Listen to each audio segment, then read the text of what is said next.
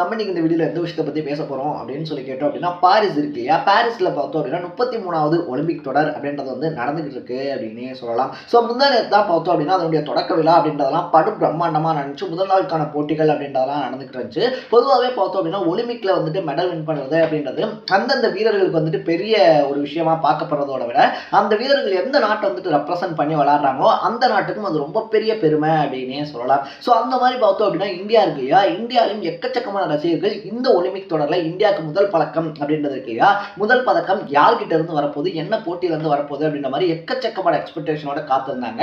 அந்த எக்ஸ்பெக்டேஷன் எல்லாத்தையுமே ஃபுல்ஃபில் பண்ற மாதிரி பார்த்தோம் அப்படின்னா மனு பாக்கர் அப்படின்னு சொல்லக்கூடிய வெறும் 22 வயசான ஒரு பொண்ணு பார்த்தோம் அப்படின்னா இந்தியாவுக்கான முதல் பதக்கம் அப்படின்றத வின் பண்ணியிருக்காங்க. அது வெண்கல பதக்கமா இருந்தாலும் கூட பார்த்தோம் அப்படின்னா மகளிருக்கான துப்பாக்கி சுடுதல் பிரிவில் வந்துட்டு அவங்க வின் பண்ண பதக்கம் கோல்டு மெடலை விட அதிக விலை உயர்ந்தது அப்படின்னு சொல்றாங்க.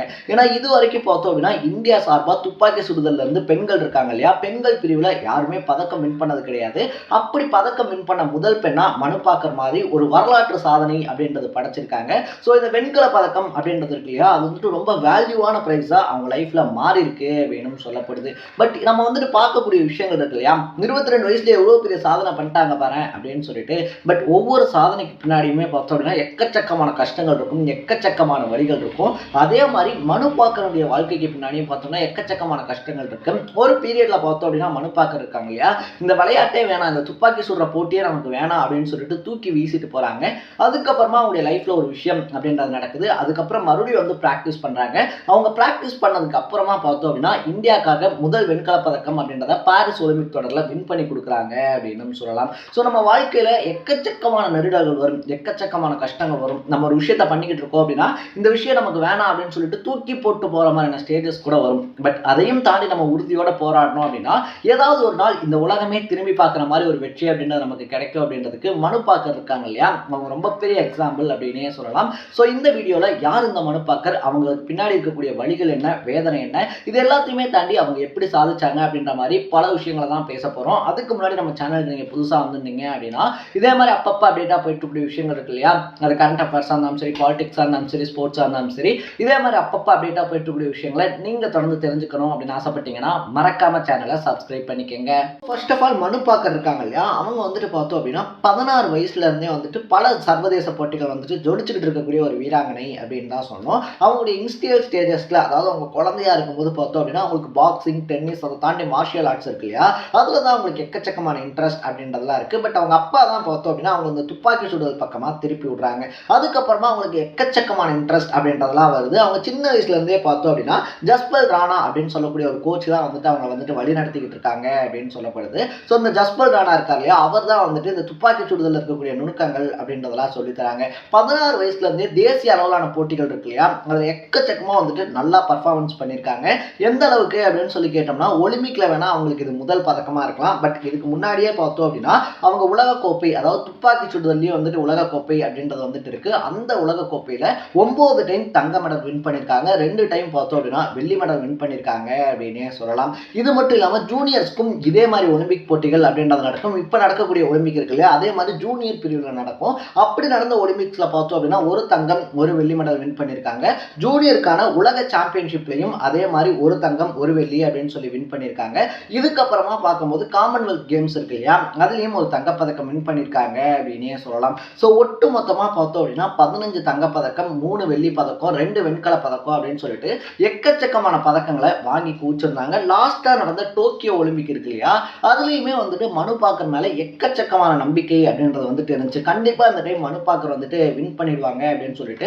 ஏன்னா அந்த அளவுக்கு ஒரு டேலண்டான பர்சன் தான் மனு பாக்கர் அப்படின்னே சொல்லலாம். பட் அவங்க அந்த துப்பாக்கி சுடுதல் போட்டி நடந்துகிட்டு இருக்கும் போதே பார்த்தோம் அப்படின்னா அவங்களுடைய துப்பாக்கி இருக்கு இல்லையா, அது வந்துட்டு ஒர்க் ஆகல அப்படின்னு சொல்லிட்டு போயிட்டு கமிட்டிகிட்ட வந்துட்டு கம்ப்ளைண்ட் பண்றாங்க. இந்த மாதிரி எனக்கு கொடுத்த துப்பாக்கி வந்துட்டு ஒர்க் ஆகல, சரியா வந்துட்டு அது ஒர்க் ஆக மாட்டேங்குது, என்னன்னு சொல்லுங்க அப்படின்னு சொல்லி பார்க்கும்போது அங்க அந்த கமிட்டி பார்த்தோம் அப்படின்னா அதை பெரிய அளவுல எடுத்துக்கல அப்படின்னு வந்து சொல்லப்படுது. இதனால டோக்கியோ ஒலிம்பிக்லயே அவங்களுக்கு வின் பண்றதுக்கான வாய்ப்பு இருந்தும் கூட பார்த்தோம் அப்படின்னா துப்பாக்கி வந்துட்டு வேலை செய்யல அப்படின்றதுனால அவங்களால வின் பண்ண முடியாம போகுது. ஸோ இது வந்துட்டு பார்த்தோம் அப்படின்னா மனு பாக்கர் இருக்காங்க இல்லையா, அவங்களுக்கு எக்கச்சக்கமான மன உளைச்சல் அப்படின்றதையும் ஏற்படுத்துது.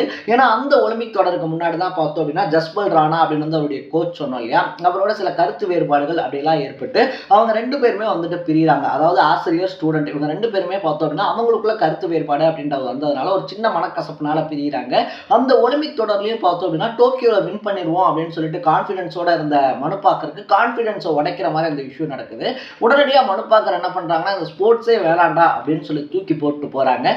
என்னதான் வந்துட்டு ஸ்டூடெண்ட்க்கு டீச்சர் மேலே கோவம் இருந்தாலும் டீச்சரை பொறுத்த வரைக்கும் தன்னுடைய ஸ்டூடெண்ட் நல்லவனாக வரணும், நல்லா பெருசாக அச்சீவ் பண்ணணும் அப்படின்னு நினைப்பாங்க இல்லையா. ஸோ ஜஸ்பல் ராணாவே என்ன பண்ணுறாரு அப்படின்னு சொல்லி பார்த்தோன்னா போய் உட்காந்து பேசுறாரு. உன்கிட்ட எக்கச்சக்கமான டேலண்ட் இருக்கு, அவசரப்பட்டு அதை வேஸ்ட் பண்ணாத அப்படின்னு சொல்லிட்டு மறுபடியும் மனுபாக்கரை திருப்பி ஃபீல்டுக்கு கொண்டு வராரு அப்படின்னு சொல்லப்படுது. ஸோ மறுபடியும் வந்ததுக்கப்புறம் பார்த்தோம் அப்படின்னா முன்னை விட பல பயங்கரமான பயிற்சிகள் அப்படின்றது மனுபாக்கருக்கு கொடுக்கப்படுது. அந்த பயிற்சிகள் எல்லாத்தையுமே பார்த்தோம் அப்படின்னா கஷ்டப்பட்டு எடுத்ததுனால தான் இப்போ வெண்கல பதக்கம் அப்படின்றத வின் பண்ணியிருக்காங்க.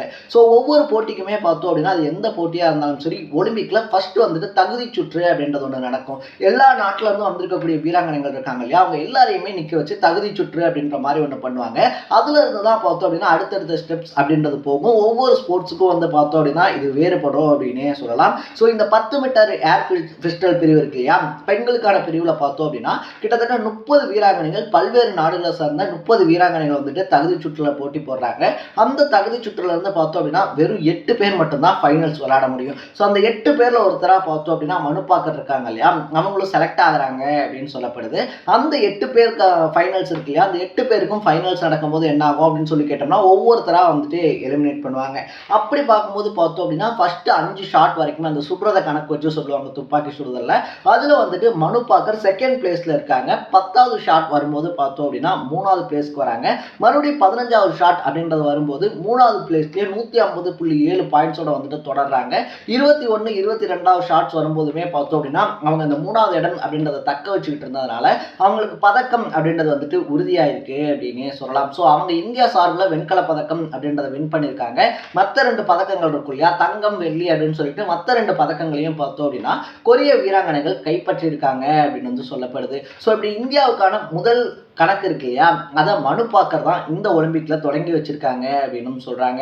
ஸோ 22 ஷாட்ஸ் வரைக்குமே பார்த்தோம் அப்படின்னா அவங்க விளையாடிய விதம் இருக்கு இல்லையா, அது எல்லாருக்குமே ரொம்ப பிடிச்ச ஒரு விஷயமா இருக்கு. பட் இதுல சோகமான விஷயம் என்ன அப்படின்னு சொல்லி கேட்டோம்னா வெள்ளி பதக்கம் இருக்கு இல்லையா, வெள்ளி பதக்கத்தை வெறும் 0.1 செகண்ட்ல வந்துட்டு அவங்க தவற விட்டுருக்காங்க அப்படின்னு சொல்லலாம். பட் இது வந்துட்டு இதுவே வந்துட்டு பெரிய வரலாறு அப்படின்னு தான் சொல்லப்படுது. ஏன்னா இந்தியா சார்பில் இருந்துட்டு 12 வருஷத்துக்கு முன்னாடி தான் பார்த்தோம்னா தகுதி சுற்றை தாண்டியே வீராங்கனைகள் இருக்காங்க இல்லையா, அடுத்த ஸ்டேஜஸ்க்கு போயிருக்காங்க. ஸோ அப்படி இருக்கும்போது மனுபாக்கர் தகுதி சுற்றை தாண்டி ஃபைனலில் போய் விளையாண்டு வெண்கல பதக்கம் வின் பண்ணது அப்படின்றதே ரொம்ப பெரிய அளவில் அப்ரிஷியேட் பண்ணப்படுது. இருந்தாலும் அந்த 0.1 செகண்ட் இருக்கு இல்லையா, அதை கொஞ்சம் துல்லியமாக கணிச்சு கொஞ்சம் ஸ்பீடாக விளையாட்டிருந்தாங்க அப்படின்னா வெள்ளி பதக்கம் அப்படின்றது அவங்களுக்கு கிடைச்சிருக்கும் அப்படின்னு சொல்கிறாங்க. ஸோ இதை வந்துட்டு பார்த்தோம் அப்படின்னா இந்த மிஸ்டேக் இருக்கு இல்லையா, அந்த 0.1 செகண்ட் அப்படின்ற மிஸ்டேக்கை சரி பண்ணிட்டு அடுத்து வரக்கூடிய ஒலிம்பிக்ஸ் இருக்கு இல்லையா, அதில் இந்தியாவுக்காக மனுபாக்கர் தங்கம் வின் பண்ணணும் அப்படின்றதான் என்னுடைய பர்சனல் ஒப்பீனியன். நீங்கள் மனுபாக்கரை பற்றி என்ன நினைக்கிறீங்க அப்படின்றத கமெண்ட் செக்ஷன்ல பதிவு பண்ணிட்டு அடுத்தடுத்து பார்த்தோம் அப்படின்னா எக்கச்சக்கமான போட்டிகள்ல இந்தியாவை சார்ந்த வீரர்கள் வீராங்கனைகள் இருக்காங்க இல்லையா, அவங்க முன்னேறிக்கிட்டே இருக்காங்க அப்படின்னே சொல்லலாம். ஒரு பக்கத்துல பார்த்தோம் அப்படின்னா பேட்மிண்டன்ல இந்தியாவுடைய நம்பிக்கை நட்சத்திரமா இருக்கக்கூடிய PV சிந்து இருக்காங்க இல்லையா, அவங்களுக்கான தகுதி சுற்று அப்படின்றதுல வின் பண்ணி முன்னேறிக்கிட்டு இருக்காங்க. ஸோ இந்தியாவுக்கு இனி வரப்போகிற நாட்கள் இருக்கு இல்லையா, அடுத்தடுத்த பதக்கங்கள் அப்படின்றது உறுதியாகிக்கிட்டே இருக்கு.